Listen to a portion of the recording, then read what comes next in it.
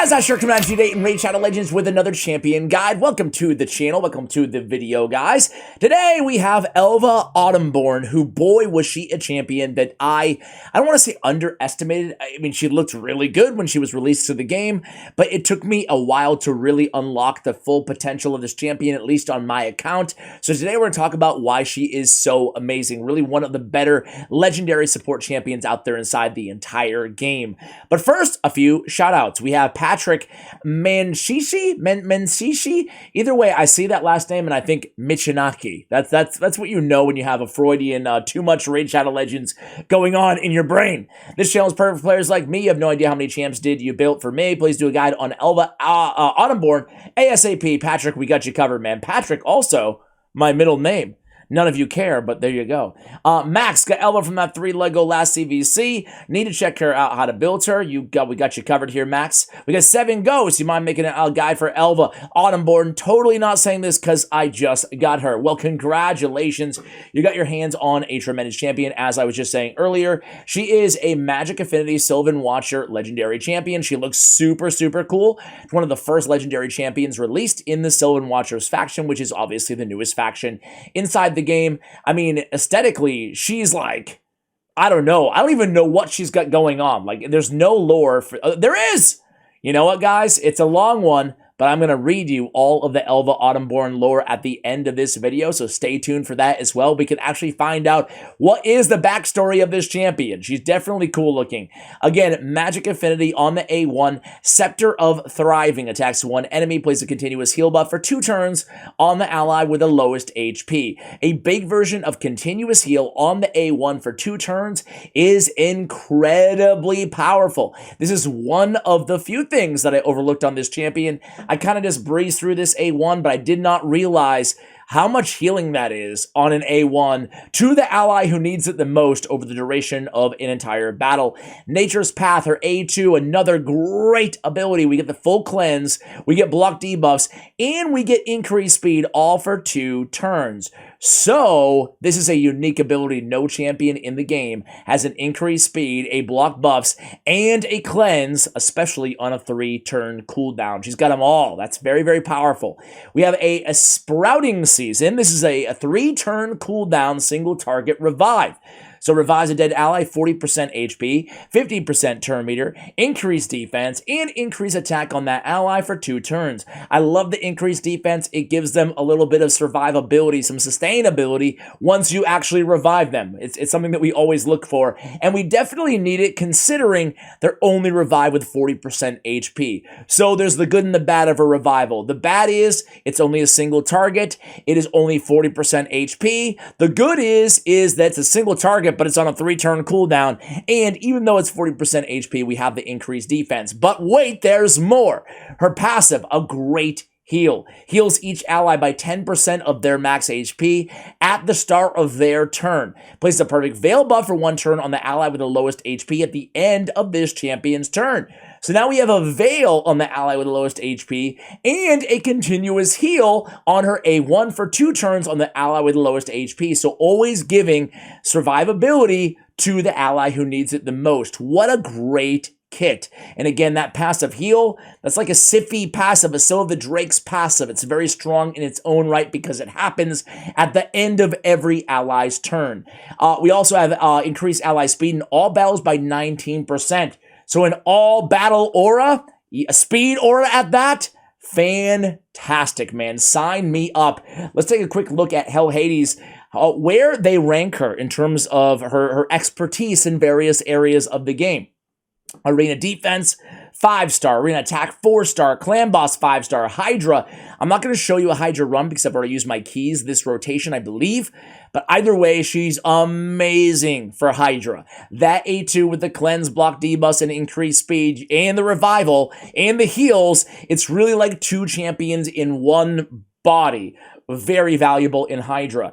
Doom Tower, Spider. You know what? As a matter of fact, if you're looking for Hydra content, I believe that Nub Raids, great content creator, he put out a video just outlining her in Hydra Clan Boss, although the build that we're going to be using today is really applicable to a variety of different areas, including Hydra. Spider, 4 stars. Fire Knight, she only has a single hitter on her A1, so that's the one dungeon that I don't see a lot of ELVA being used at all. Dragon and Ice Golem, I would give her 5 stars. She's one of the best Ice Golem support champions inside the entire game, especially Ice Golem hard. He hits very, very hard. Iron Twins, I see a lot of teams actually running ELVA on Iron Twins as well, so I would actually give a 4 or maybe even a 5-star in that dungeon. Hard mode, we can see the best, Ice Golem. Okay, you know what? I stand corrected. I didn't realize that hard mode was separated. 5-star and Ice Golem on hard mode. And Fire Knight, we get a 4.5 stars. So on Fire Knight, on hard mode, think about it. Again, we only have the single hitter on the A1, but we do have that cleanse, the increased speed, block debuffs, and the heal. So she's bringing a lot to the table there. However, me personally, I really want those like double, triple hits on the A1 ability. Here you can see her for Doom Tower as well. Guys, if we look at the multipliers, we're really not building this champion for damage. She does have a 4.8 strong attack, which is kind of a good to know, nice to know on the A1 ability. All right, guys, let me show you how I have her built personally. What a great support. What a great support champion. I love how I click not to buy something and they're like, you have a connection error. Think about that again.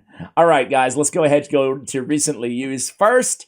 Take a look at Miss ELVA AUTUMNBORN. So I have her built fast and triple speed here, guys. Triple speed, I love a fast ELVA. Why? Well, granted, this heal is coming at the end of their turn, but the Perfect Veil is coming at the end of this champion's turn. Moreover, the more turns she takes, she only has 2 active abilities when nobody's dead, right?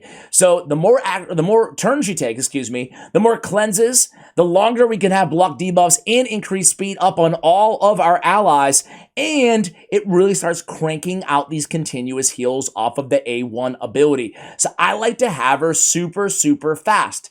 There are, I would say, well, there's more than 3 popular builds. I've seen a lot of people just build her in Stone Skin. You know, you can use her in the arena. You can use her elsewhere because those stat bonuses are beautiful for Stone Skin. Not to mention Stone Skin can help you at the beginning of your battles at each round. But the other popular build on her is going to be Regen and Immortal, just to help keep her alive. However, I once had her built in Regeneration and Immortal sets, and from my experience, just building her super fast was actually more effective at keeping the team alive, provided that you can keep her alive. And to keep her alive, well, her base stats, 1332 on the defense, is very, very high. It's great for a support champion, especially a reviver. Of course, we see higher, but usually that's from defense-based champions, so that's really nice. Her speed is really S tier at 110. I consider 110 and above for a base stat really incredible in this game, right? Like, that is the S tier with speed.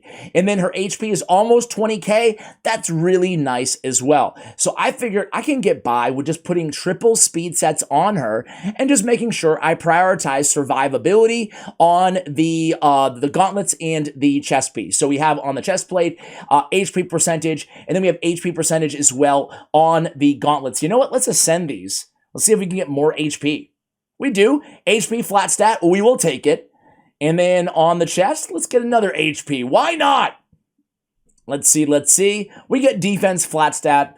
You know what? As I said, we will take it. And then I've been basically, the first thing I would prioritize to all of you guys when it comes to Artifact Ascension is go through all your speed boots from the speed set and just ascend them by 1 level, right? Because when you can get either Perception or Speed, Divine Speed, when you can get that Ascension as Speed on sets that give you Speed already, well, that is really the the trifecta. Speed main stat, Speed bonus, and Speed Ascension, right? So all of your speed boots at this point in your account if you're mid-game or beyond, you should really, prioritize, if they're not already, getting them all to 1-star ascension. Sorry for the kind of side tangent there, but it's worth saying. Now, I do have her with some resistance because I do not want her to get debuffed by the Ice Golem. I do run her on my Ice Golem hard team, but it's not just Ice Golem specific, right? Think about it, guys. The last person that we want to be CC'd on our team is going to be our Reviver or our Cleanser, and she's got both. So we want her to cleanse everybody else.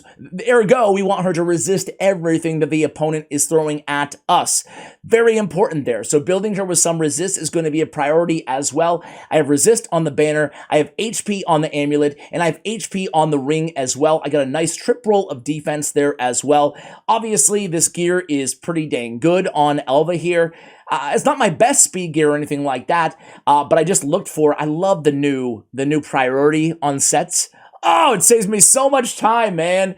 It's beautiful, right? So all I did when I built her is I went through, I set the filter, I set priority stats, kind of move it here. I went speed as a high priority. And frankly, that's all I really cared about. I knew I could get the HP that I need and the defense that I need just by kind of keeping an eye out there. But what you can do is, obviously, I wanted it in a speed set. So there it is, all my best speed gear. And you guys can see, right? Speed boots with speed. This is what I was talking about earlier, right? Siffy has the speed plus speed. Cardiel has a speed plus speed. Yoshi, speed plus speed. Arbiter, speed plus speed. So I have 4 fully ascended speed boots on the old account, and then Rhonda's rocking some too. I just need to fully ascend them. Man, you guys with me? That like you spend so much time in Sand Devil, and then it feels like that oil goes so fast, man. You're like, dude, I spent 2 whole nights farming and I got like 3 artifacts, if that, ascended. Anyway, I digress. Resistance, speed are going to be the priorities along with survivability. So we have 3,400 on the defense. We have 76,000 on the HP on this particular build. And we did come down on the defense tree and pick up Unshakable. We also went support tree.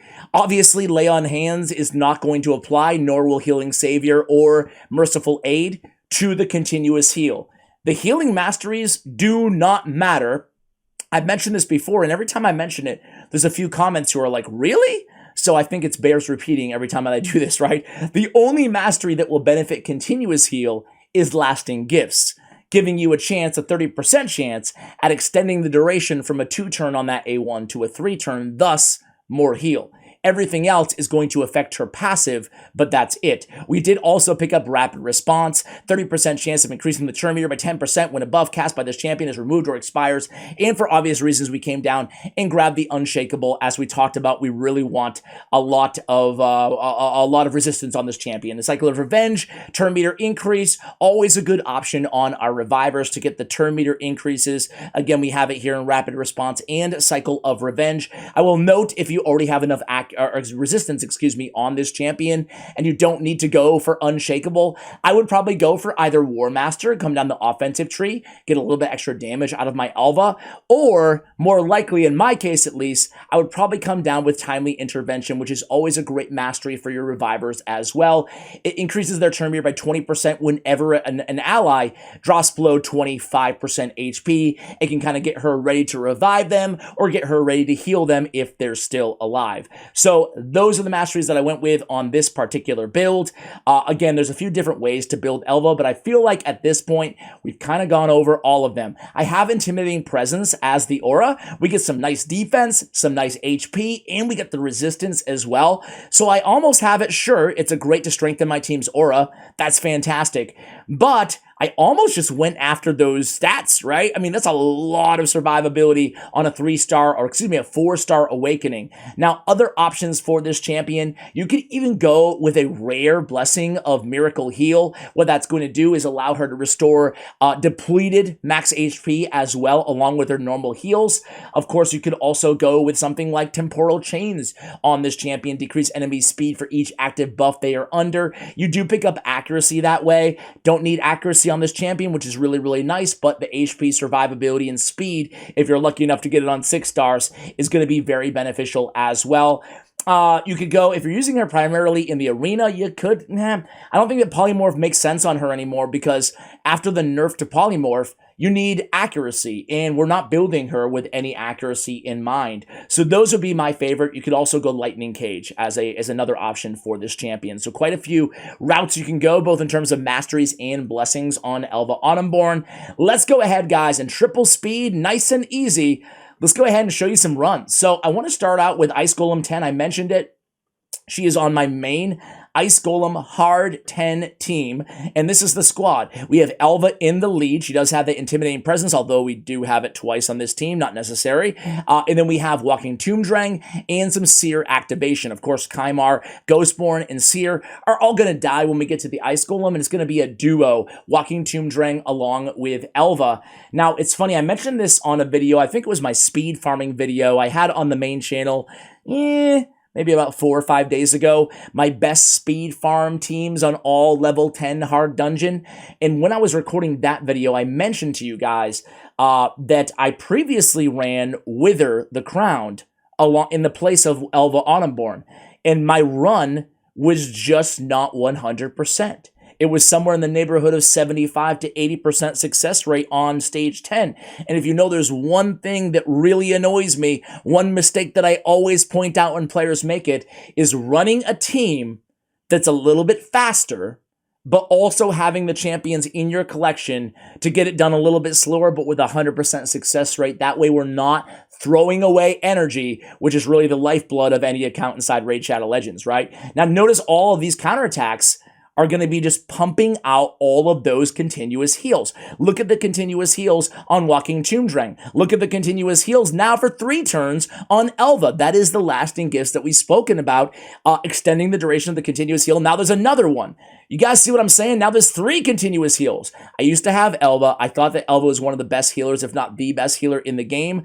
Let me tell you, swapping her with ELVA, Wither for ELVA, excuse me, that made this run 100% successful and just a lot cleaner. You know, nothing against Wither, of course. Great champion, arguably better in like PvP than a champion like ELVA. But boy, I should have done that way, way sooner, right? And it just speaks to how good of a healer she freaking is, man. It's really insane, and you can see with the resistance, what was it, 440 or so? She's been resisting everything, so it's enough for every level 10 hard dungeon to be able to utilize her. And listen, even if you guys aren't at level 10 hard dungeons, you can use the same premise. Just build her fast, and she's a tremendous support champion on any of your teams, no matter where you are in the game. She doesn't need to have these particular stats. She's just going to keep the team healed up really, really nicely. I have Ghostborn in there. I love Ghostborn. I need to do a guide on Ghostborn soon here on the channel. But as you guys can see, ELVA puts out a clean 1 million in the heals. Not too shabby, guys. Let me go ahead and show you her in Doom Tower as well. What was the... I was using her in, was it Secret Room 8 maybe? No. Secret Room 7? Doom Tower Hard, Secret Room 6. Let's go 6. 6? Can I guess? Yes. It is Magic Support Champions only. I used her on this squad. She's a great champion to go ahead and utilize to keep the rest of your team alive. I don't know if I need to show you the entire run. I think you guys kind of get the point at this point, right? But she's just great. I mean, all the stuff that we just looked at in Ice Golem, right? The cleanse, the heals, the increased speed. To get a reviver with increased speed on an AoE on a 3-turn cooldown, with the cleanse on a 3-turn cooldown, with the block debuffs, it's so freaking valuable, guys. So this team really, it will take a couple minutes, but it's easy, right? Our HP never even drops below like 90% barely on any champion with a squad like this. So I'm not going to show you the entire run. Instead, I do want to leave a little bit of time, aka right now, to talk about the lore on this champion as promised, because we do have some official lore on our ELVA AUTUMNBORN. So let's go ahead and jump right into it here. Here we go. None can say for certain how old ELVA AUTUMNBORN is, nor confirm from what point in her existence she could be considered a living being. To some, she was born the moment her ethereal essence danced among falling leaves. To most Sylvan, the day she formed a sentience beyond the rhythm, the first conducted the dances of the leaves and chose where and when they fell, is the time of her birth.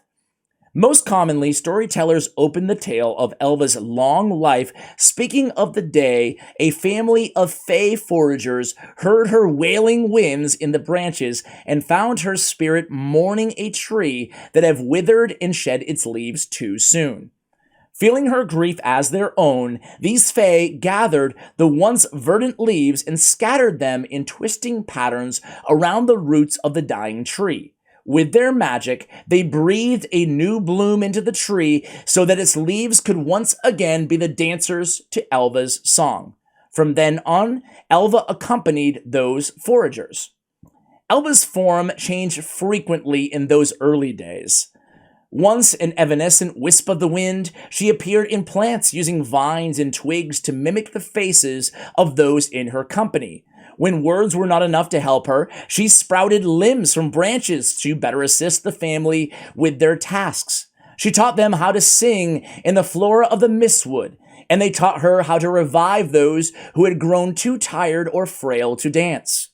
Eventually, her form settled into the shape of a woman with leaf green skin wrapped in garments of flowers and vines. It was around this time of physical settling that she named the family of foragers as her kin. This family welcomed Elva into their village, and their elders began training her in the earnest how to mend what was broken and how to heal the sick. Once her talent exceeded the elders, they took her to the great tree city of Nyresa. Elva's power over the falling leaves found her a place in the Fae court, and she was named the Duchess of Autumn. For centuries, Elva Autumnborn served the Fae and elves of Nyresa, curing their sick and tending to the forest's autumnal needs. From a splinter in the finger to cleansing a grove of disease, no ailment was too small or great for Elva's attention, and she often visited the Sylvan Watchers to heal the injuries of the warriors that they had suffered defeating the forest, though she never dared fight herself. During missions to purge the corruption from the lost parts of Mistwood, Elva assisted the Sylvan Watchers and made no small attempts to try to heal the damage caused by Siroth's corruption. On one of these vital excursions, she asked her family to join so that she might lend their strength in healing the old and corrupted heart tree. But she had not foreseen the power of the malice that still thrived in its roots. She bid its leaves to fall, and her family scattered them in the same ritual they had performed the day they had found her. Only this time, their magic was rejected. It was twisted and sullied and rebounded back into them. They were poisoned from within, and they attuned to the corrupted old rhythm. Their bodies decayed, and their souls burned with a hatred for all creatures and spirits of the forest. Cursed, the corrupted Fae lost all recognition of those whom they once loved, and turned on Elva with sudden ferocity. Elva was unable to subdue them, and so the Sylvan Watchers she was accompanying killed many and drove the survivors into the forest's darkest depths. It was then that Elva Autumnborn began her new pursuit. Her body shifted, her beautiful vine gowns hardening into armor, and her face, which she had modeled after those in her family, she concealed behind a helmet of iron-hard bark. Elva continued to accompany the Sylvan Watchers to tend to the forest, but no longer did she stay her hand from battle. To this day, she still searches for those of her family who escaped. If she cannot find a way to force the malice from their hearts, she will bring them to a merciful end, hoping her family can know peace once again. Yet, the Sylvan Watchers had come to whisper of their concerns for Autumnborn's sanity. Violent crimson veins can be seen growing beneath her skin, and the souls of those defeated by her scepter appear to linger around the weapon. Had she been of lesser strength, the years wandering the Mistwood's lost lands might have turned her already. The Sylvan can only hope she is powerful enough to withstand the call of evil, else they may face a devastating adversary. So there we go, guys. That is the story of ELVA AUTUMNBORN. A pretty cool dang story. Again, I'm really digging these new updated lore stories. They just feel fresh, new. Kind of the old ones didn't make a lot of sense here and there. Some of them were actually pretty good. So it's cool to know the backstory of ELVA AUTUMNBORN indeed. Guys, hopefully you've enjoyed this guide. If you have any other requests, go ahead and let me know in the comments below. Thank you for watching. And as always, take care, guys.